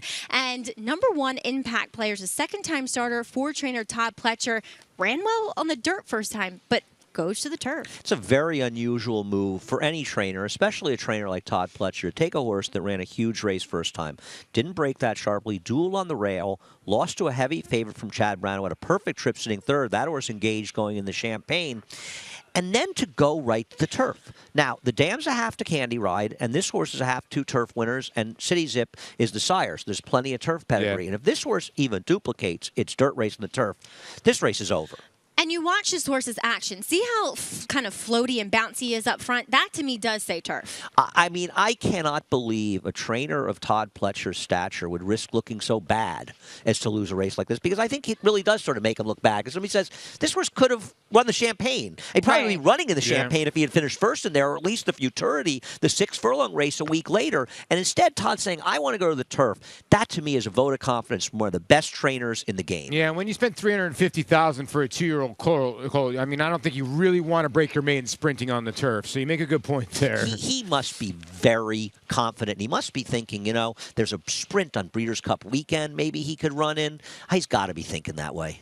We'll see if he is the goods, but maybe for a better clue as to how this horse looks for the turf, yeehaw! This paddock report is brought to you by Shadwell Farms, building speed for the future. Gabby Gaudette, what can you tell us about Impact Player? I can tell you that he just reared up in the paddock right now, and he's definitely on his toes, and he's feeling very, very good. And I understand what you guys are talking about him running very well first time out and now getting to the turf for the first time. I went back and watched his OBS workout, and at the sale, he went 9-4, and to me, that's obviously a synthetic surface, and he was striding out. He had this big, long stride. It looked like he was getting over the surface very nicely, and that would obviously translate very well to the turf today. I asked Todd why he did make this change in terms of surface, and he said, honestly, he got a little bit of pressure from the owner and the connections to try him on the turf, given the amount of pedigree that this horse has. So that's kind of the story behind the surface change, but he's still confident in his ability, and guys, I think physically he looks like he can transition to the turf. Now, the 8 Solid, he is very solid. It's a horse that's aptly named because he's not really, you wouldn't look at him as maybe the fittest horse, but I do think he's a horse that will improve with each and every start. And I think he'll take a big step forward today, just because he's kind of a heavier looking type of horse. And not only that, guys, he broke poorly. He broke last at the call, and then I actually thought he had good late energy, kind of splitting horses and acted a bit mature. So maybe see a cleaner break and maybe see this horse more closer to the pace today. Now, Wesley Ward also sends out 2 horses, the 2 Spirit Fly and the 3 Vital. I kind of prefer the 3 Vital, and that's a longer shot of the 2. This is a horse who, going back and watching his debut, he was lugging out pretty badly coming down the stretch. It doesn't look like they really changed anything with him. He's wearing a ring bit. He's wearing blinkers as he wore in his first start. So we'll see if he can stay a straight course. He was really high energy in the paddock. So was Spirit Fly. Both of these horses were having difficulty getting the saddle on. But of the 2 Wesley Ward horses, he just kind of looks the healthier one of the 2 guys. Thank you, Gabby. And interesting that she thought that way. I mean, 20-1 currently on number 3, Vital. But you can also check out our show as well as live racing on the Naira Now app, Roku, Amazon Fire TV, Apple TV, Chromecast, all available with the Naira Now app. Just make sure you go to the App Store and search for Naira Now and check out replays as well as our Spanish language content. Details at naira.com. Well, horses are making their way to the track for today's 9th race. And guys, looking at pedigrees as well, you know, for horses trying the turf for the first time, we talked a little bit about number 1, Impact Player.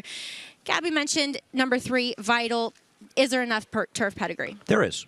All right. Number 1, Impact Player. He's one of those. Johnny V and Todd Pletcher teaming up. The heavy favorite, likely to be close to even money by post time. He's got to break sharply. If he does, he may be gone. Spirit Fly, Wesley Ward, Joel Rosario for this Bodemeister son. You know, didn't get bet at the windows at 14-1, but she ran okay, and she comes back with a bullet trail. Might have woke her up. She's 5-1 today. Sorry, daughter. Number 3 is Vital. The other Wesley Ward horse, a daughter of Shanghai Bobby. This one's a colt. Wesley Ward runs fillies against the boys. Here we go. Maggie is, she's turning into me. Shanghai Bobby's been very good with his 2-year-olds in the turf so far, and this one has a turf winner from the dam, was okay. Pete Marwick is one that does have some experience, that's for sure. 6th lifetime start for Ken McPeak.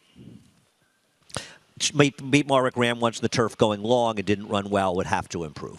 Factor This ran sneaky well behind Divine Entry last time for Ed Barker. And you're right, didn't run that bad. And if this horse would win, it would carry over the Naira Bets pick 5.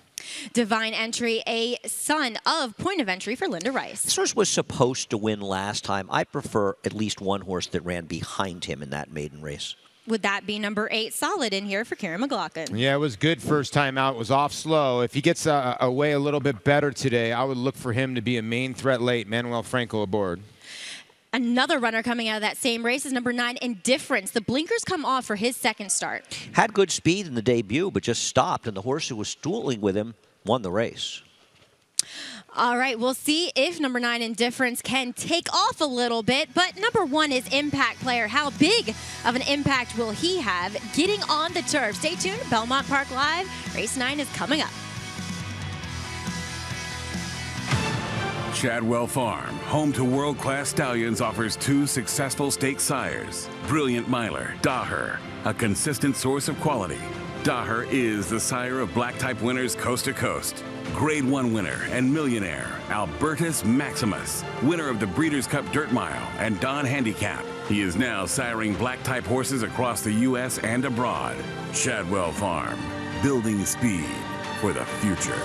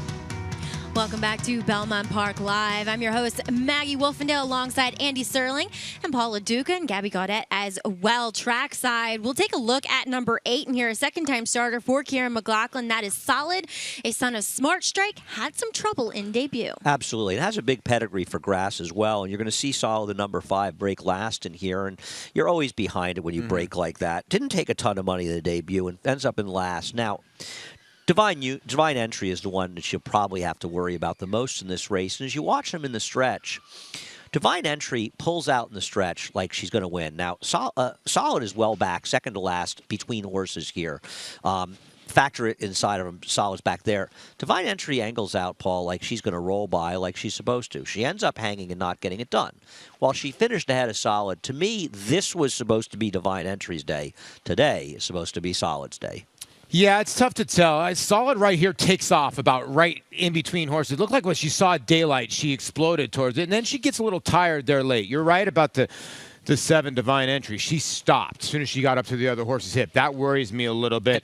And Solid looks a lot better today. She looks good on the racetrack. And Linda Rice is so good with her second-time starters that you expect that one to have gotten it done that day. And it's interesting that Kieran McLaughlin leaves Solid going 6 furlongs. So he clearly feels she's a sprinter. She probably just needed that race, Maggie. And I have definitely confused you about what the sex of these horses is, because they are colts, most of them, except for Now Spirit I'm calling them fillies? Fly. I'd like to blame Except you, for but I do Spirit it so Fly. often I can't. So, yes, Divine Entry, I thought the same thing. Should have gotten it done last time. He is a kind of stockier horse. Gabby, what can you tell us about Divine Entry? Does he look any more fit?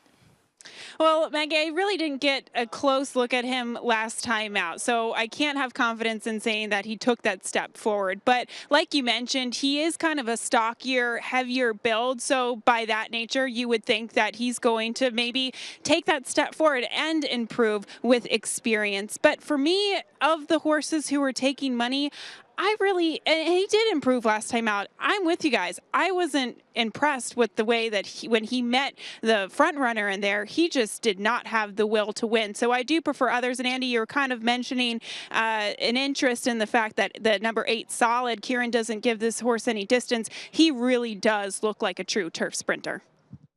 That he does, Gabby. Thank you very much for that. I totally agree with you. They named him very, very well. But number 3, Vital, another one-word horse in here for Wesley Ward. Now, he's coming back off of a long layoff, debuting at Keeneland in those 4.5 furlong races that Wesley just dominates. Are you concerned with the layoff? Or are you concerned with the switch of surfaces? Who knows with Wesley Ward? I find him to be such a difficult guy to read that I don't know. All I know is he's a big price, and I think he's usable. Well, here's my thing about the 3, and I can't believe the horse is 17-1. I picked the 2. I actually picked the filly because when Wesley runs his fillies, they run. But by the way, the Keeneland meet starts here pretty soon. This horse was working at Keeneland. I mean, they could have run here, you know. They don't run turf sprints for maidens. Yeah. This is the reason why the 3's here. But I tell you what, this was the talk of the town, this horse, and she broke a little bit outward and just sort of packed it in. Something went wrong that day. She shouldn't be 17-1. He is deadly in these turf sprints, and for him to bring him here, along with the filly, I think it's got a good shot here. Let's talk really quickly about pace scenario. To me, it looks like there might be 3 horses that might vie for the lead. Impact Player, Vital, as well as the outside horse, and Indifference, but he takes the blinkers off. Yeah, it'll be interesting. Is he faster, though, than the 1, if the 1 breaks in here? The 1 was pretty quick last time. So was the 2 now. They went 21 flat. That filly was right on that pace. I think the 2, Wesley Ward's horses usually break fast. Look for the 2 and 3 to try to blast out of there. Right, and the 3 has Kendrick Carmouche aboard, who is just, as we well know, very, very aggressive. We'll also have to see if Vital is fit enough coming back here off of that layoff. A son of Shanghai Bobby. I've seen some of these Shanghai Bobbies be okay on the turf. I know it's a little bit counterintuitive, but they've run a bit on it. I think we saw 2 or 3 win at Saratoga, didn't we? Obviously, March Express. Yeah. The Todd Pletcher horse. He never ran on the turf because he was so good on the dirt, so why would they run him? I mean, we see that frequently, more than Ready. This horse is partly owned by Stone Street. You look, this horse has got to work over the Stone Street turf. They got 3 different surfaces there, so 3 could be dangerous. All right, they're heading in the gate. 1 more left. That will be Indifference to complete the lineup for race number 9. Larry Colmus has your call. Ready for the start? Oh, one of them's acting up in the gate here. It's Vital, who has gone back in the starting gate here, and Kendra Carmouche hopping off of Vital.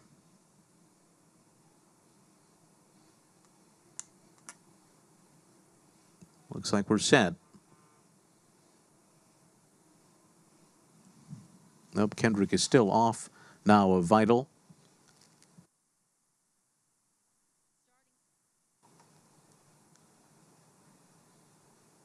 And they're backing this one out. Kendrick Carmouche in the arms of one of the assistant starters as he was up on the rails of the starting gate, and Vital really acting up here. And we will have a late scratch of Vital here, guys. Well, we talked about Vital. I guess he heard we liked him. He didn't want to run. Hopefully everything's okay. You could see Kendrick did not want to get back aboard because he knew something was going on, and he wanted the state vet to take a look. And the utmost importance is the health of the equine athlete here. So they decided here to scratch. You could see Kendrick was like, I'm not getting back aboard to clear him out of the gate. And let's just say if you are alive to the 3 and the pick 4 or the pick 5, you go to the post-time favorite, and that's the one impact player. You'll get a consolation if you're alive in the double or the pick 3. Yes. And it looks like they're backing out the rest of the field, and we see Kendrick. Watch that hind end there, Kendrick, vital, and he knows how important these assistant starters are for their safety as well as the equine safety as well. They are the heroes of the racetrack. The unsung heroes of the racetrack are the gate crew. They cannot get enough credit. They really are, and it really takes a lot of horsemanship skills to be one of those assistant starters. I've been in the gate aboard horses, and they can really kind of make a horse chill out, and they have those kind of quiet hands that you need. And the gate's not made of rubber. Let's be honest. It's not. It's not. I mean, it's pure iron. These guys break bones dailies. As you see now, they're going to adjust the gate now with the 3 and the 4 scratch. So only got a 7-pack here now, and then you see Kendrick probably going to get a ride home from the ambulance. But he's okay. He's just okay. Getting, he's just hitching a ride. Yeah. Right. Okay. I would not want to walk all the way from the backside around here, no matter if you cut through the infield or not. That's just how big You were mentioning Belmont yesterday is. the enormity of Belmont. You literally could probably put an 18-hole golf course in the middle of this racetrack. Mini golf or regular? Mini golf, My mini golf maybe game is strong. I'm just telling you right now. Very strong. So is mine. I'll take you on, Andy. Okay. I'm We'll have betting a you group $5. mini golf outing. Saratoga next year. All right. Well, we do see this group reloading for race number 9. We will send it back up to Larry Colmus. We see the Gray Indifference waiting to take his spot in that outside post. Man and race caller of the Triple Crown and Breeders' Cup, Mr. Colmus. And here's Divine Entry. Will be the next one to reload here, as Impact Player is at 4 to 5 odds right now. Solid moving in, and will be followed by Indifference, who will take the outside stall here and complete the line for the 9th.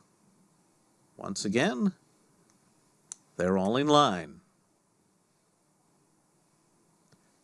They're off. Indifference with a very good start. Right out to take the early lead and open up by 2 over Divine Entry. Solid on the outside, and Impact Player is 4th early on as Indifference rolls along up front. And then it's back to factor this on the outside of Pete Marwick, and at the back of the field is Spirit Fly. Indifference sharp out of the gate, and Luis Saez leads it by 2. Solid is second through that first quarter mile. It's up in 22.63 seconds. Impact Player has been guided to the outside by John Velasquez and is third on the turn, 3.5 lengths off the lead.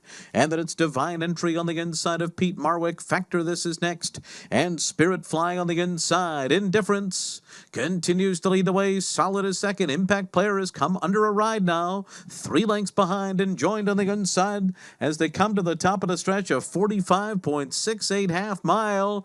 And as they come to the final furlong, here comes Solid. Solid goes by Indifference. On the outside, Divine Entry is finishing well in the center of the course. Solid to catch Divine Entry, the only one that can. Solid, Divine Entry. Divine Entry getting to Solid with every stride. Divine Entry won it. Solid was second. Spirit Fly was third. Then a photo between Impact Player and Indifference in 109.14. Divine Entry needed every bit of that 6 furlongs here, guys, to run down Solid. Yeah, I mean, Solid may be tired a little bit from chasing an overmatched speed horse in this race, but this time, Divine Entry got the job done, and a very nice ride by Arad Ortiz for Linda Rice. It sort of swung off cover of the 8, right? The 8 takes control right here, and sometimes these 2-year-olds will get a little lost in the lead, and you can see Luis Saez is busy.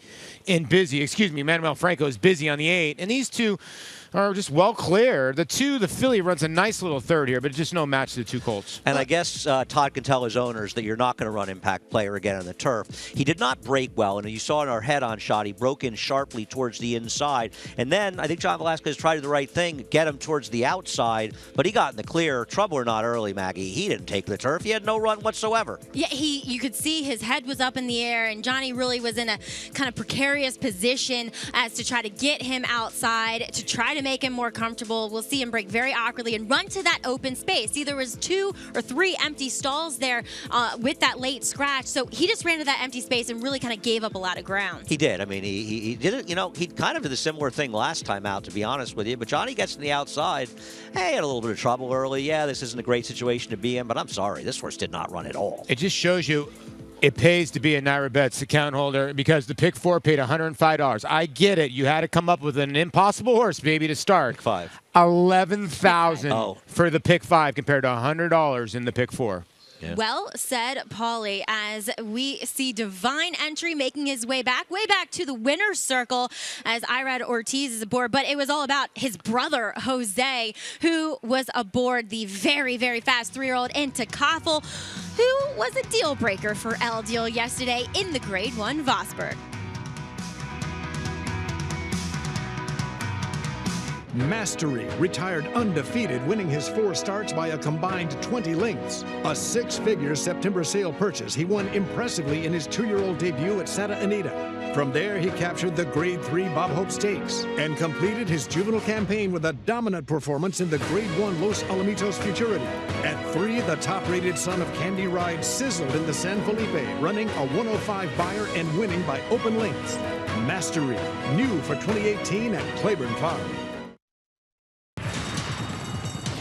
Change the way you watch racing forever with the new Naira Now app. Live racing in English or Spanish. From a variety of camera angles, race replays, talking horses, race analysis, and a multitude of on-demand content, all in high definition. Naira Now is available on many platforms, including iOS, Android, Roku, Apple TV, Amazon Fire, and more coming soon. Download Naira Now today, free in the App Store, and start watching the best racing like never before.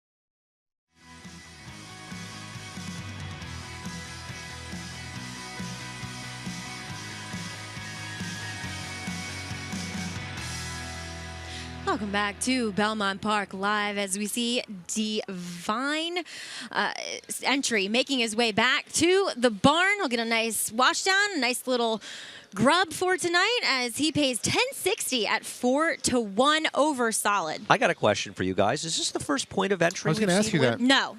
I feel like Dave Donk won with one. Oh, he did. You're right. He did. I'm excited to see how he does. Yeah, Such I a know. great And he racehorse. stands at Claiborne as well. As we will check in with Gabby Gaudet, who's standing by with Irad Ortiz.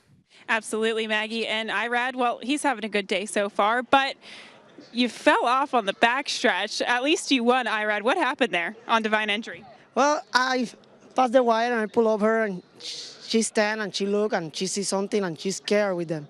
So I lose the balance, but she don't go away. She stay there. I grab her and get on again and come back to the winner's circle. Did you get a leg back up or did you do it on your own efforts? No, I get some help, you know. But she's a nice filly, and Linda, thanks Linda for giving me the opportunity. She's a nice trainer. And looking at Divine Entry, especially last time out, Irad, he kind of made the same type of move, closing from off the pace, but he stopped when he got to the inside horse. What do you think made the difference today? Last time, get there and hang a little bit, probably move a little early or a little wild. So I stay in the rail, safe, something for the end, make sure when she give me that run, probably 316 I can go for it, so I want to wait until there. All right, well, congratulations on this one, Irad, and congratulations on a good day with the stakes win, too. Thank you. All right, Maggie, back to you. Divine Entry, well, he got back on board and got back to the winner's circle, and third time's a charm for the pair.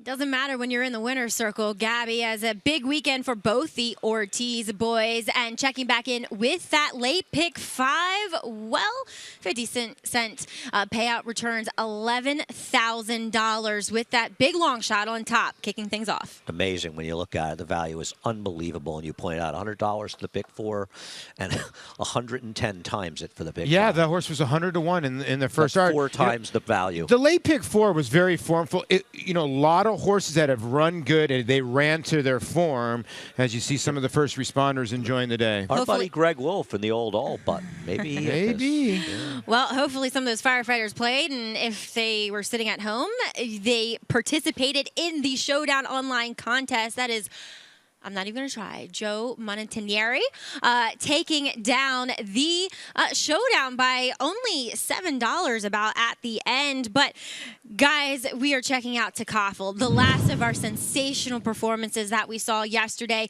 on the Joe Hurst Turf Classic Day, and he just wore down El Deal.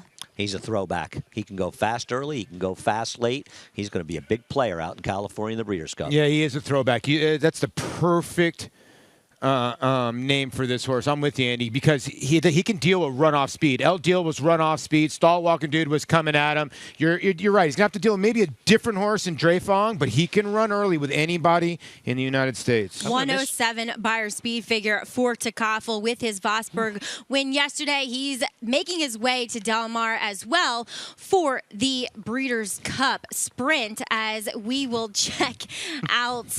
This, guys, is actually our last consecutive show, so a little bit bittersweet, but we do have 2 more shows for you coming up a little bit later in this meet. Well, it's going to be the New York Showcase Day, October 21st, 4 to 6 p.m. Check out your local listings to see which channels we are on, and also we'll be back at Aqueduct for Cigar Mile Day on December 2nd. It was all about significant form today. Stephanie Seymour Brandt in the winner's circle with her husband Peter. Chad Brown takes down a 6th Miss Grillo Stakes. Thanks for joining us here on Belmont Park Live.